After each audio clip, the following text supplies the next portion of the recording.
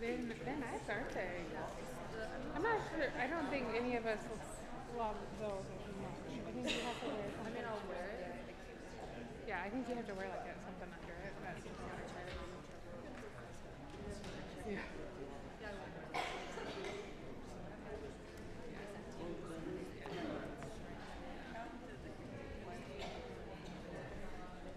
No.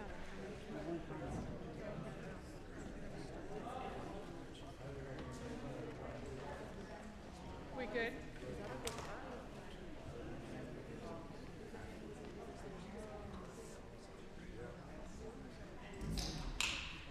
We good, Abby, do you think? Go ahead and start. All right. All right, guys, we're going to go ahead and get started this afternoon. Thanks to you guys for being timely and on time and ready to start. It's because you're so excited to hear Chandler and Paula, I think. Yeah. So I have the pleasure of introducing you to Paula and Chandler today. Their presentation is centering around therapeutic interventions and why they work. This will be exciting. They'll get you up and moving because we knew after you ate that it would not be good to listen to a long, drawn-on presentation. So Paula Duvey is a licensed physical therapist who has served at On With Life since 2018. She received her undergraduate degree in Health and Human Physiology at the University of Iowa, go Hawks, before completing her doctorate in physical therapy at Des Moines University. She has worked in our Ankeny inpatient program, and then she transitioned to our outpatient program in Coralville. Paula is a certified brain injury specialist, and she's an LSVT BIG certified clinician, and just recently a certified stroke rehabilitation specialist. Chandler Uc is a licensed speech language pathologist who served at On With Life since 2008. You guys started the same year. All right. So she received her undergraduate degree in communicative sciences and disorders and her graduate degree in speech language pathology at the University of Northern Iowa. Chandler is an ASHA member, a certified brain injury specialist, and an LSVT loud clinician. So welcome all of you back, and here are Chandler and Paula.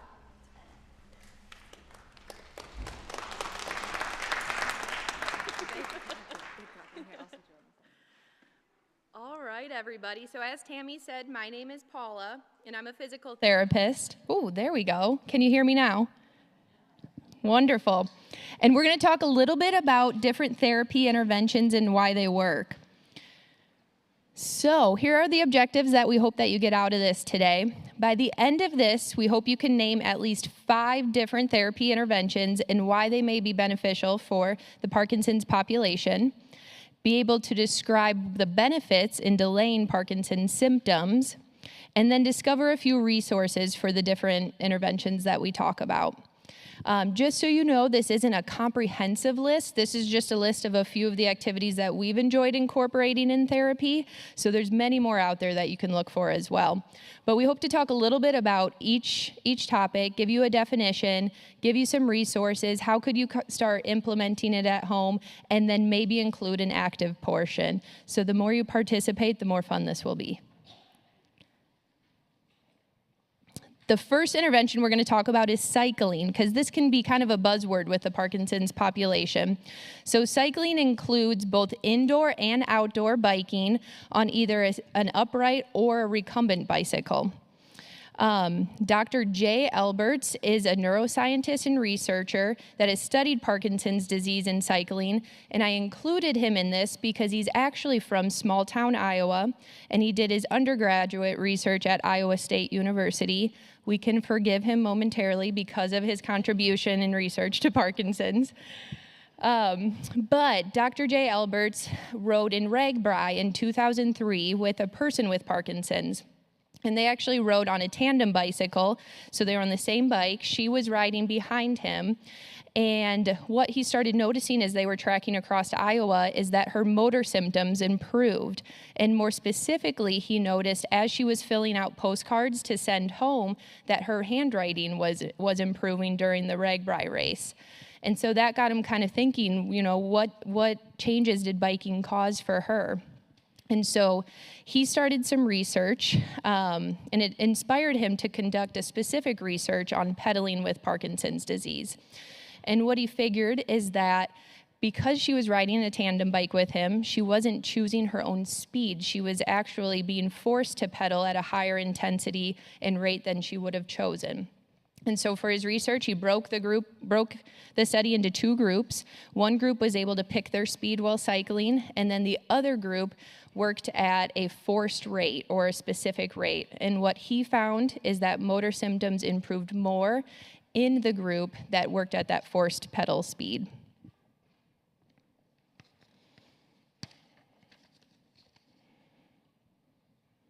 All right, so this shows just a couple of the benefits that can happen with cycling. For example, reducing tremors, reducing bradykinesia, or that slowness of movement, improving mood, improving Parkinson's program, and this is one example of how you could include cycling. So he has a program that's specific for forced exercise on a bicycle, and participants ride for up to 1 hour at a time. They begin with a 10-minute warm-up at a specific pace, increase that pace for another 40 minutes, and then do a cool down for 10 minutes.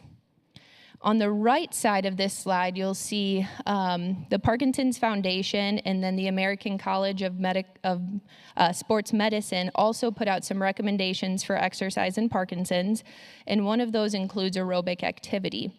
And so their recommendation is that you do some level of aerobic activity for 3 days a week for at least 30 minutes per session, and cycling is one of the examples of what you could do during that time.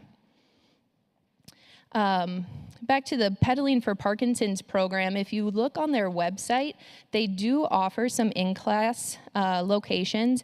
I did a quick search, and it looks like in Iowa, the Quad Cities area is the only place that is hosting them in person, but they do also have some online or Zoom options as well.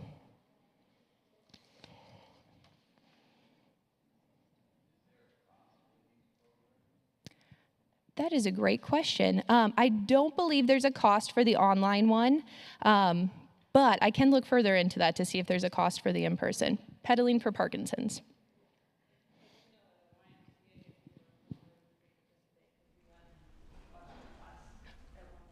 Wonderful. Is that the YMCA here? In Des Moines? Okay. Very good. This slide has just a couple of recommendations for successful cycling. So the first one at the top talks about cycling during on times. So if you know with medications, you have those on and off times. During your on times, you're experiencing the least amount of symptoms. And so this increases your safety while exercising. Also, it just is making you feel better. So the better you feel, the better you ride.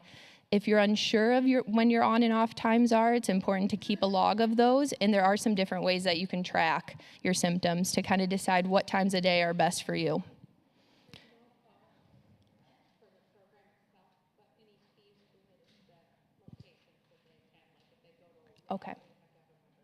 Okay, we have an update. So for the Pedaling for Parkinson's program, there's no cost for the actual program itself. It may just depend on the location that's hosting it, if they have a cost associated.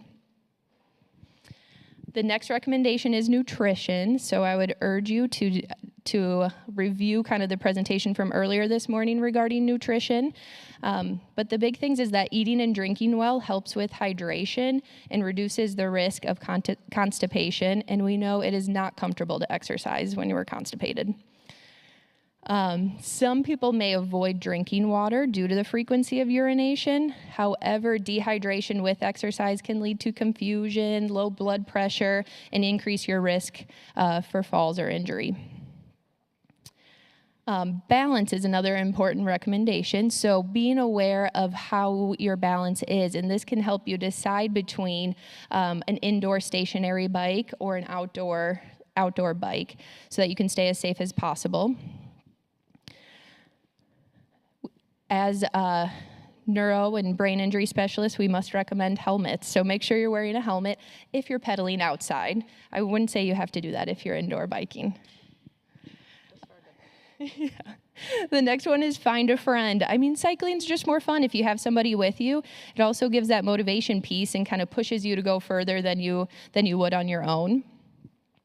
And then be prepared. So if you are biking for a decent amount of time, make sure to bring extra meds, extra food and snacks, extra water, your phone with maybe some emergency contacts in there that others are aware of to make sure that you're safe.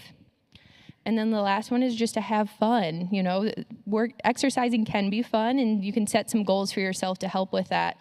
For example, just recently at On With Life, we kind of followed along with the RAGBRAI race, and we kind of collected the number of miles that people were completing on their bikes at home or on their bikes in the community, and kept up with the RAGBRAI race across the state. And so setting goals like that can help with motivation to continue. All right, guys, here's the active part for the first one. So I tried to collect a couple hundred bikes to bring today, but they did not fit in my car. So we're going to have to use our imagination a little bit. For biking, I want you to choose what feels more comfortable for you, but we're just going to do a quick 30 seconds. You can either pretend you're cycling with your legs or with your arms, because there are upper extremity bikes as well. So decide which one you'd like to do. Come forward in your chair a little bit so you have the space. Yes, Chandler's gonna show as well. And we're gonna go for 30 seconds. Is everybody ready? Hands or feet on the pedals? And here we go. Start pedaling. Good. Picture you're going up a hill. Keep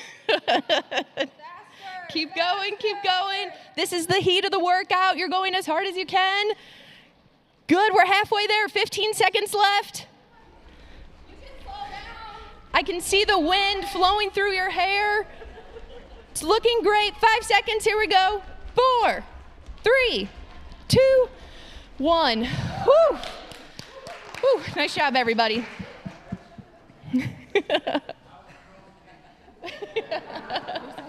We had somebody in the back coasting. It's okay. Downhill. Yep, all downhill.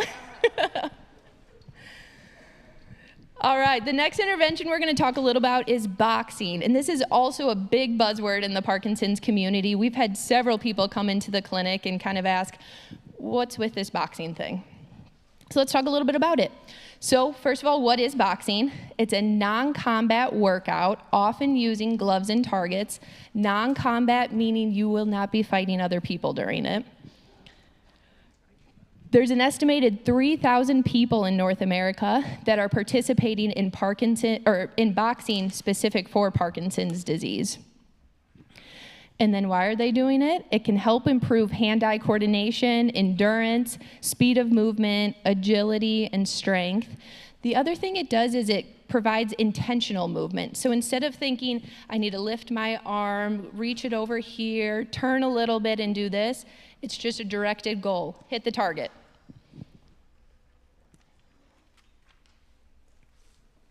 So what is the research saying for boxing and Parkinson's? Unfortunately, there's not a lot of research out there yet because the boxing with Parkinson's has grown so much quicker than the research can keep up with. However, we still know that there's benefits. So a couple of the suggested benefits are you can see improvements in mobility, such as balance, walking, and your different movement patterns. You're going to see an improvement in mental state, so increased mood, a sense of purpose and hope. And then there's good opportunity for social connections because oftentimes people are boxing in groups versus on their own. And so this can help with connection, motivation, and just building that accountability. Because there's not a lot of research, there's not a lot of specifics on kind of intensity, frequency, how often you should do it. But they do say there is more benefit in the early to mid stages of Parkinson's, and maybe a little less beneficial in those later stages. Here's just a quick list, not fully comprehensive. So again, if you know of other resources, feel free to shout them out. But Rocksteady Boxing is a program that's specific for people with Parkinson's disease. And those that conduct it are, they can evaluate the people that are involved and kind of modify as needed for the program. The Parkinson's Foundation also has some online boxing classes and wellness programs online. And then the last recommendation is just one-on-one boxing with either a skilled therapist or a personal trainer. They can take into account a lot of the modifications that you might need to make it as safe as possible. Overall, the biggest recommendation is to get clearance from your physician if needed before participating in a boxing program.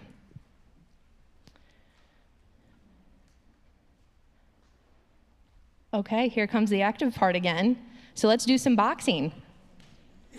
Yeah. For this one, you can choose. You can stay seated if you'd like. If you're feeling like you'd like to stretch your legs already, feel free to stand up. We won't be up for very long with this. Chandler will show it in seated, and I'll stand. Good. Good. Just with a quick show of hands, how many of you have participated in boxing before? It's a good amount of you. Fun. Okay, we're going to make sure, today we're just going to go through a jab because it's a forward punch. We won't do any of the side ones today because a lot of you are close to others and those that you love, so we won't mess with that. So I'd like you to start with both hands up in front of your face. You should always be protecting your face in between these jabs. Very good. Okay, how about everybody with your right hand? I want you to show just a forward jab and back. Good. Make it a nice discrete movement and back. Ooh, that looks great. Okay, we're going to do 10 forward jabs with right hand, and we're going to count out loud while we're doing it. Is everybody ready? Here we go. Ready? 1, 2, 3, 4, 5, 6, 7, 8, 9, 10. Good. Is everybody still protecting their face with the other hand? Whew, good. Okay, let's switch to left hand. Same thing. We're going to do 10 forward jabs. Here we go. 1, 2, 3, 4, 5, 6, 7, 8, 9, 10.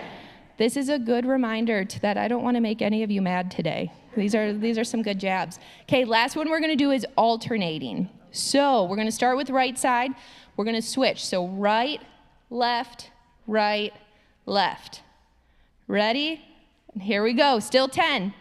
1, 2, 3, 4, 5, 6, 7, 8, 9, 10. Knockout.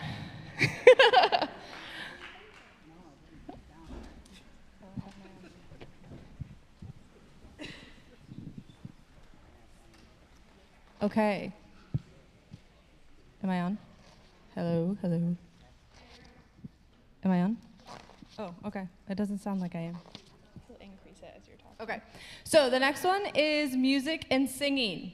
So ultimately, the definition is music is an arrangement of sounds that produces rhythm, various melodies, harmonies, and patterns are involved.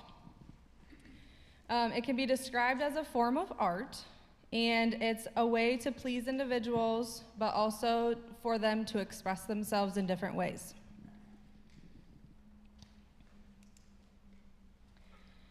So the big things about music and singing is there have been some studies to look at the ways it can change physical, cognitive, emotional, and communicative difficulties with individuals.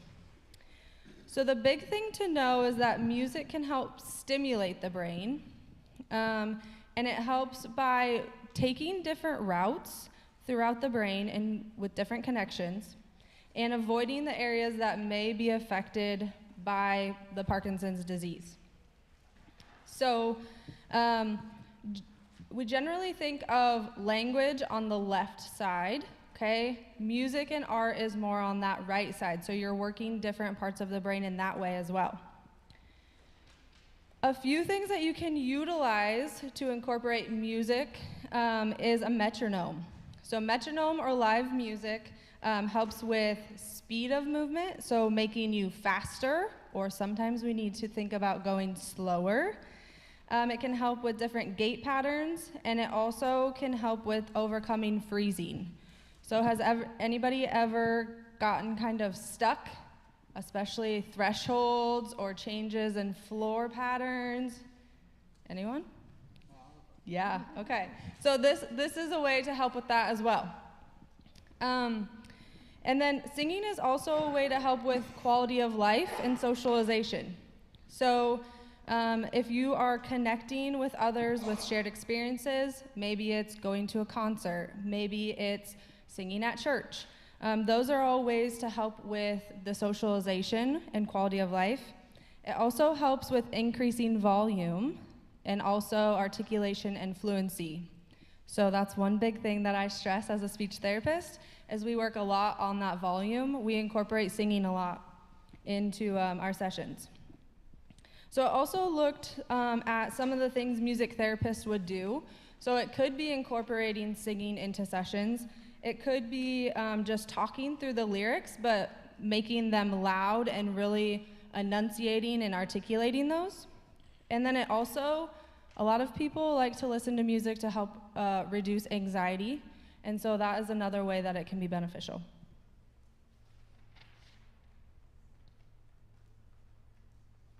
Okay, so here are some different resources. So in the Cedar Rapids area, there is the Parkinson Singers. And then in the Ames area at the Iowa State Kinesiology Department holds music for people with Parkinson's. So I know that some of the individuals in our Ankeny clinic are involved with the Iowa State program, and they really enjoy it. I also found on the Parkinson's Foundation, there's some different wellness programs and videos that they utilize, and so singing and music is also involved on those. Also just being part of your community symphony or choir to help increase your music. Or singing in the shower works too. Or your car. Okay, so we are going to do some practice and get it nice and loud in here. We won't be singing. We're going to be making some rhythms and patterns. So I am going to start a pattern, and I want you all to do the same thing, and then we'll add in variations as we go. So to start, it'll be clap. Slow down. Okay, I'm going to keep this pattern with Paula. I want you to add your own variation. It can be snapping, double clap, stomp.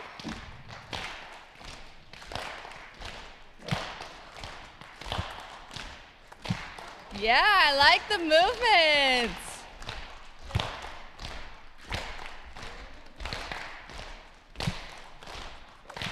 We were going to start singing up here, but I think we'll save that for a different time. Good, very good. So now I also want you to find a pen or a notebook or something else that you have that can make a rhythm, pattern. Zippers, I see some. Yeah, zippers. Stomping. Paper. Okay, so I'm going to start another beat. I want you all to use variations of your items and make your own tune to start our own rhythm and patterns. Here we go.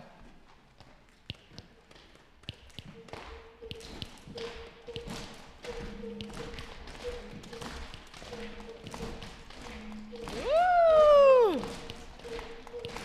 Water bottles.